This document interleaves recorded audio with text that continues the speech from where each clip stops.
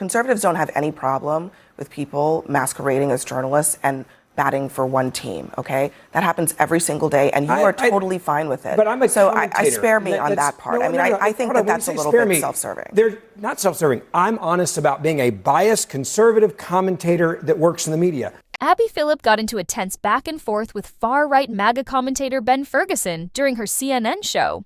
The panel, which also featured Ana Navarro and others, discussed how the Trump administration has been trying to restrict and silence the media even more.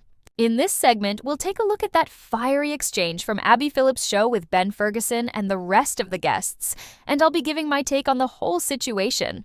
Let's break it down together. Government censorship. It's something that candidate Donald Trump promised that he would end, but 9 months in, it has become a staple of his administration.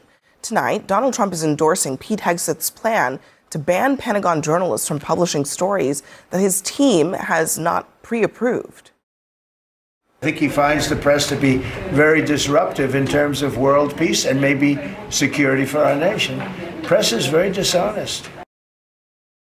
Now, a host of networks, including CNN and Hegseth's former employer, Fox, have rebuked his new rule, saying that the policy is without precedent and threatens core journalistic protections.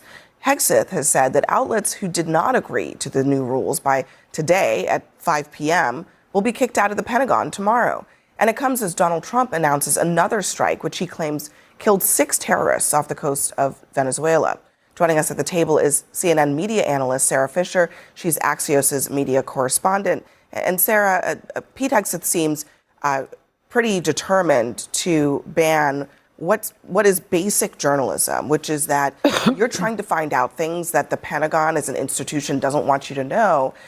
And that seems to be the point, is to stop journalism from happening at the Pentagon. But it's going to backfire, Abby. Every time you try to tell journalists not to look somewhere, they're going to double down. And so that's the irony of this whole thing. My prediction is going to be that news outlets will invest even more in covering the Pentagon from the outside if they're not going to get the access on the inside. But you bring up a good point.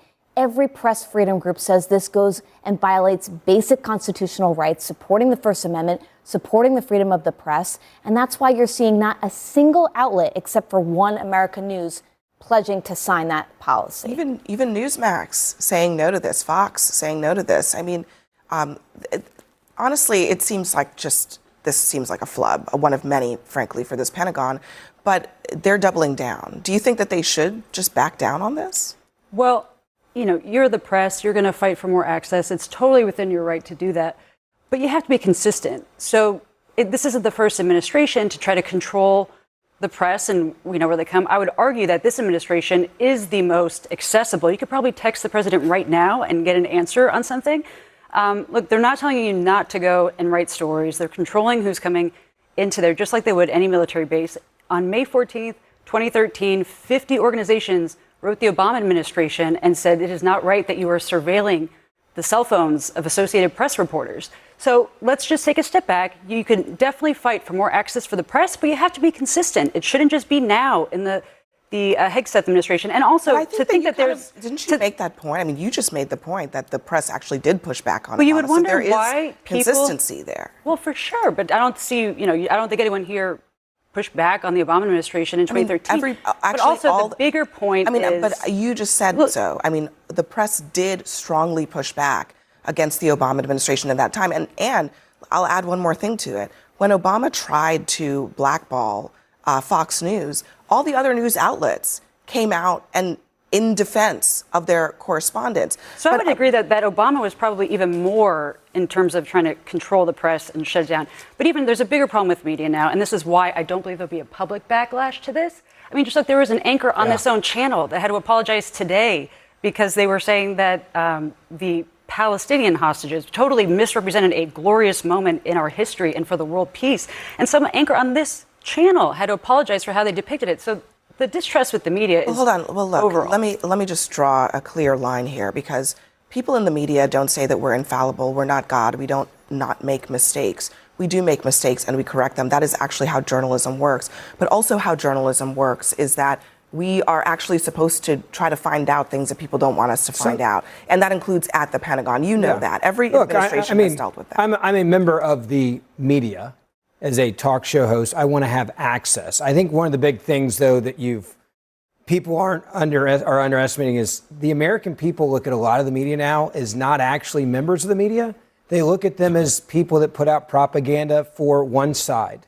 And there are a lot of people that are in the media that are operatives for the Democratic Party. Well, I don't think you're going to see in that, because you just described yourself as a I'm member of open the and honest media, about who I am. I'm a hardcore conservative. I don't masquerade as a non-biased individual who's doing hit pieces all the time on conservatives. Sure, but I don't think conservatives, I mean, look, conservatives don't have any problem with people masquerading as journalists and batting for one team, okay? That happens every single day, and you are totally fine with it. But I'm a commentator. I spare me on that part. I think that's a little bit self-serving. They're not self-serving. I'm honest about being a biased conservative commentator that works in the media. I'm not lying when I go to the Pentagon acting like I'm a non-biased journalist who's then doing hit pieces only on conservatives. Whenever I see Ben Ferguson, I can't help but think, imagine being trapped in a room or stuck in an elevator with him for an hour, having to listen to him rant endlessly. It'd be like a scene from a Saw movie where you're handcuffed to Ben Ferguson while he keeps repeating, "Yeah, but what about Biden? What about the Democrats? What about Obama?" Over and over again, until you'd want to escape by any means necessary. I had to laugh when Ben told Abby Phillip, "Some people don't even see the media as real anymore. They think it's just a tool for the Democratic Party." That's rich coming from a guy who supports an administration that gave YouTubers like Tim P. and Benny Johnson seats in the White House, press corps to ask questions. Talk about projection. Now, yes, every administration has had its share of secrets and has tried to control the flow of information. That's not new. Obama, Biden, Clinton, even George W. Bush did it to some extent. But none of them went as far as branding the media the enemy of the people, or repeatedly calling journalists liars like Trump has. At the start of Abby Phillip's segment, Trump once again accused the media of dishonesty. None of the previous presidents demanded that reporters pledge loyalty to the Pentagon or anything like that. So spare me, Ben Ferguson, with the same old disingenuous routine you pull every time. What about the Democrats? What about Obama? It's never about admitting that maybe your favorite administration could actually be wrong. Honestly, I'd love to see the media push back in a bold way, just refuse to attend the White House press briefings for a week or two. They could still report the news through other channels, but imagine the visual of those empty seats, with only a couple of fringe figures like Tim or Ben Ferguson left asking questions. That kind of media blackout would hit the Trump administration where it hurts most, starving them of the attention they crave. Without the spotlight, I bet they'd be begging for the media to return in no time. It happens a lot, which is why Americans are not going to be outraged over this. There are Pentagon reporters who work for right-leaning outlets who say that this is anti-freedom of the press. I understand the press. There's two different things here. I understand the press all correlating together and saying, "Hey, this is wrong." I get that. I understand it. What I'm saying is, I think there's a lot of Americans that are going to say this is not that outrageous. What do you actually think? No, what do you actually think about what they're doing here? I think the press is still going to be able to cover the Pentagon. But what do you think about the decision? No one's going to not be able to write their What do you think articles about the decision to try to get media outlets to sign a declaration that they won't do journalism in order to get press credentials? Do you think that that's actually a good idea? Honestly, I wouldn't put this out there, but I understand the reasoning behind it. And it goes back to why I think there's not a lot of outrage right now from the American people, because they do understand that the media, many of them, masquerade as journalists when they're really putting out propaganda of the left. And so they're like, dude, you kind of deserved it. I think there's not bigger outrage, because there's so many things to be outraged about that it's hard to pick one. But also, for me, what's very significant is that this has finally happened. And in the sense that finally the different outlets and media platforms are banding together and pushing back as one.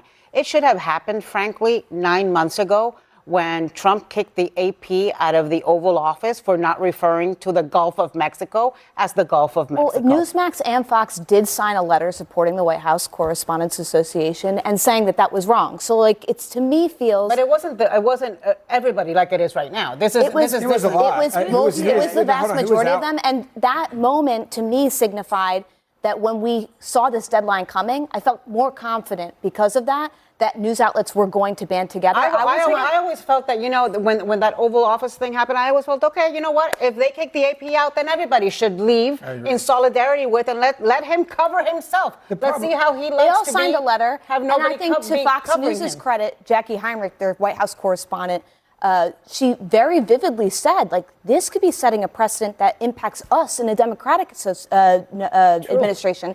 And I think that's how a lot of people feel right now.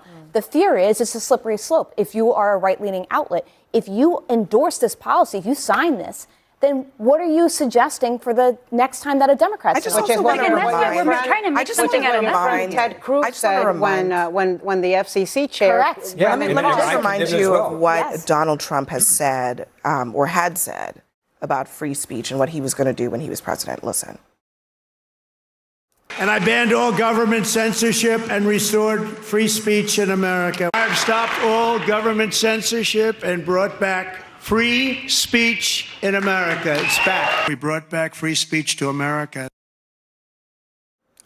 I think this Government censorship, I suppose, is back. Trump was very clearly not consistent about that because he doesn't want censorship of his views, but he's willing to censor other views. But I was just reading a quote from Thomas Jefferson, and Jefferson years ago said, "Were it left to me to decide whether we should have a government without newspapers or newspapers without a government, I would not hesitate to choose the latter." The idea is that we can't have a government in this country without some sort of accountability. You have to have independent media, independent journalists who can go to the Pentagon and question the Pentagon. I love your idea. And write stories about the Pentagon, regardless of who the president is. And I think the danger where Republicans are going right now, Ben, is that they're justifying everything that's happening that they would never allow to happen if Joe Biden were doing this. Democrats It have done that. happened. It happened in the Democrats have Fox done that. News channel. It happened in the White House under the last administration. And the one before that. I'm literally talking about if Joe Biden said you can't be in the Pentagon. Do you not remember the last two Democrats in the White House? Do you hear what I'm Stephen saying? Kim got The 13 exact months same in jail. circumstances. Thank you. The Because exact in same. North Korea, You which can't was a cover the nothing Pentagon burger. unless you sign a pledge to let us review your content. Here's what I'd say. That's what I I'm think talking that about. sometimes When Abby Phillip played the clip of Donald Trump saying, "We're going to bring back freedom of speech," it immediately reminded me of when Elon Musk declared, "Comedy is now legal." We all know what that really means. It's not about allowing everyone, including critics and opponents, to speak freely. What Trump actually means is silencing anyone who challenges or mocks him. He's complained about shows like Saturday Night Live for making fun of him and has made it clear that he wants to shut down any form of criticism. When he and other MAGA figures talk about freedom of speech, they're usually referring to the freedom to use offensive language, racist, homophobic, or otherwise degrading slurs without facing consequences. I'm not going to repeat those words here, but everyone knows the type of speech they're defending. They see backlash for using hateful language as censorship. But when it comes to actually censoring the press or controlling what the media says about Trump, they have no issue with that at all. The Trump camp, MAGA supporters, and pundits like Ben Ferguson are perfectly fine with limiting freedom of the press, as long as the remaining voices are the ones loyal to them. That's why I appreciated Ana Navarro, echoing what many of us have been saying.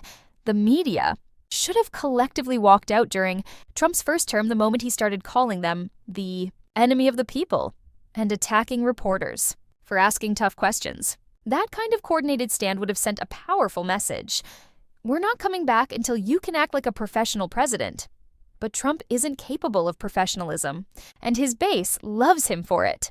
Ben Ferguson claims the public doesn't trust the media, but he conveniently ignores the fact that Trump remains one of the most unpopular presidents in modern history. Sure, he's won elections, but the majority of Americans, 60 to 70%, disapprove of his actions and rhetoric. As I record this, we're just a day away from the No Kings rally, another event that Trump's administration and his MAGA allies like Mike Johnson and Ben Ferguson are trying to suppress because they can't stand protest or dissent.